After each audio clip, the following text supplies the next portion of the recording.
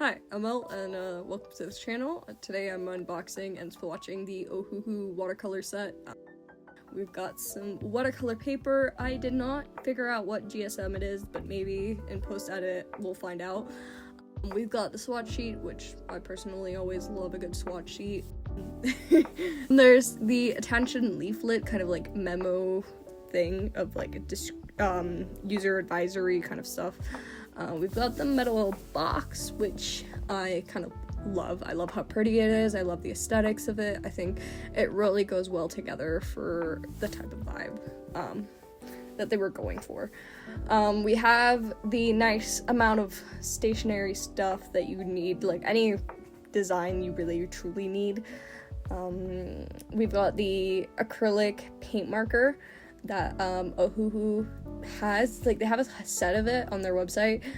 It's a fine tip, and I was quite skeptical at first to see how it would go with the watercolor. We've got a 2B drawing pencil, which I felt really happy about testing out. It's unsharpened. Next, there's the eraser, which personally I did not like it at all. It was just, I didn't like the feeling. I felt tacky. There's a simple sponge that I do use in the next video quite a lot. There's a sharpener, which worked great. No complaints of it. And then we've got the water brush that says Ohuhu on it. And you'll see that I'm gonna struggle a lot. So first, the clip pops off. I'm like, all right, well, I'll just put it back together. And then I try again. And at this point, I cannot undo this. I'm like, it's really tough. So I keep trying, and the clip keeps coming off first and not the rest. So I actually edited the part. There's 30 seconds of clip that you guys are actually missing. It took me 30 seconds to get it open. And you can see here that how much I struggled to actually open it, even after I know it's possible. The twist of the water barrel was actually anti-clockwise, which I was quite shocked about. It took me a minute for me to, get the hang of it, because all my water pens are clockwise, so I felt a little odd about that. So I had the whole cap situation was really not a fun experience for me, so I will be honest, after using the set and painting with it, I did switch out the brush pen for another brush pen that I have, a water brush pen that I have, and I put that in there that fits so that I don't have to use it. But in the purpose of this video and the next video, I only use things that I've gotten in this set. Now here I've put in the water in the brush pen, set myself up, and we're going to be testing out the products. Now as the instructions say for the pen, it's a shake and pump, so I'm shaking it, making sure that it's ready so that I can prime it. And honestly, this part was so satisfying. Every time I'm watching this, I'm like, amazing. So I honestly felt like this was I actually had more fun priming this than the Posca pens, because I've got 2 sets of Posca pens, and I generally had a more, I don't know, I just really preferred this pen over some of the Posca pens. It does smudge. I did not leave it for too long. I mean, it was 10 seconds, not even. So now I'm testing the capabilities for it. Now I'm waiting a little longer, seeing how long it's gonna do before smudging. Do I wait that long? I don't think so. Oh, maybe I don't smudge it, actually. Let's unbox the paper. Now, the paper I felt like was really cool, but also it startled me when it wasn't like attached to itself. It was loose leaf paper. So I was quite startled by that, I will be honest, but it seemed like decent paper. Again, for the purposes of this video and the next, I only use these products, so I am curious about the water resistance of these pens, of the acrylic pens specifically, and So I'm prepping it so that in the future I can, at the end of the video, you'll see I'll put some water on it and see if it does well on it. Then testing out the pencil, felt comfortable, but I mostly tested out the pencil so I could test out the eraser. And still hate that eraser with a passion. I mean, it's still in the box, in the kit. But I personally really don't like that eraser. That's some me thing. But it erases well. It does its job. It's just a me thing, I think, more. But I just really don't like how it feels. So here we set up the actual place setup kind of things for me to do my swatch, which as you can see, I'm struggling again to open the cap because why couldn't this be easy? The actual brushes and like the actual brush function when it comes to the water does really good. The bristles are nice, soft. They're obviously synthetic, but they're quite nice. I did enjoy painting with this. So now we're gonna start off with the swatch sheet. We've got the first acid yellow. Now I'm pretty sure I primed the paint before doing it, but I can't remember if I did.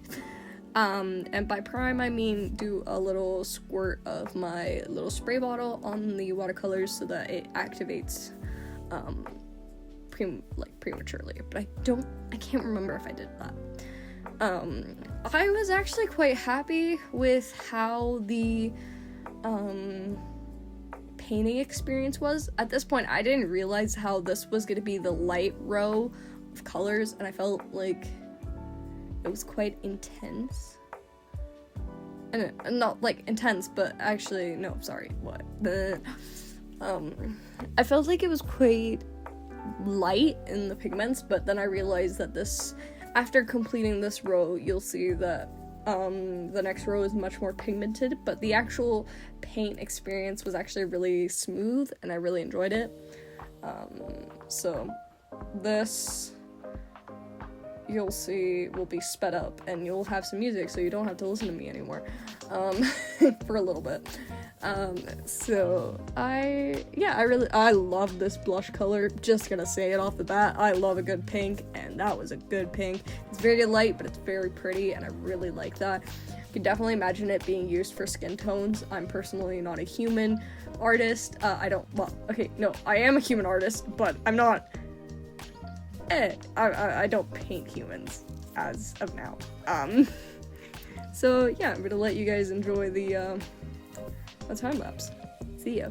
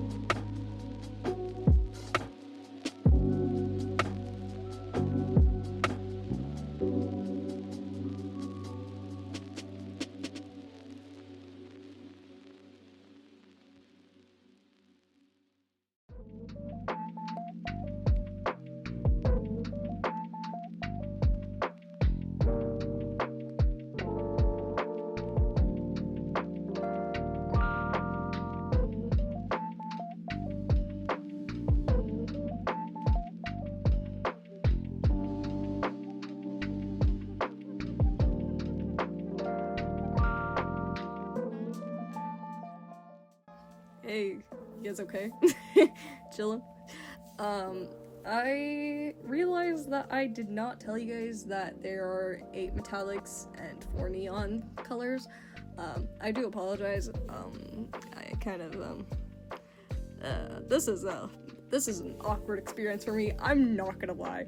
But I will say that this set was an amazing test. I really loved how the pigment variation, how we've got the really low colors and then we get the really stronger colors. I do have to admit that the metallics and the neons had to have a few layers on them, but honestly, still a great experience overall. I genuinely think that it's a really good set. It gives you everything that you need on the go, maybe even more, because on the go you don't even need that many colors. But it's always fun. It's definitely a great palette just to have around. It really does give you a good amount of things. The only downside about this is there's not really, I mean, there's a little too plastic indents in this stationary area, but there's no mixing area really. There's no really properly designated. So here's the swatch sheet that's done. Now I'm going ham on the water on the paint marker strokes that I previously did. I'm really going mad at it, and this was probably a little bit aggressive, but it did not smudge or go anywhere like that. So that was really great. So thanks, guys.